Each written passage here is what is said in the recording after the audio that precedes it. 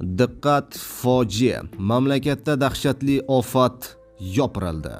Yuragi bo'shlar ko'rmasin, ofatning ortidan 3000 kishi vafot etdi. Assalomu alaykum, hurmatli tomoshabinlar. O'zbekiston va jahonda sodir bo'layotgan eng so'nggi xabarlarni o'tkazib yubormaslik uchun hoziroq like tugmachasini bosib qo'yishni unutmang. Diqqat qiling.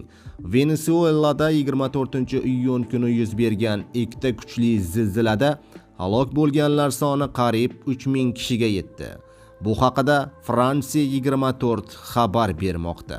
Mamlakat parlamentining ma'lum qilishicha, qurbonlarning soni kamida 2954 kishini tashkil etgan.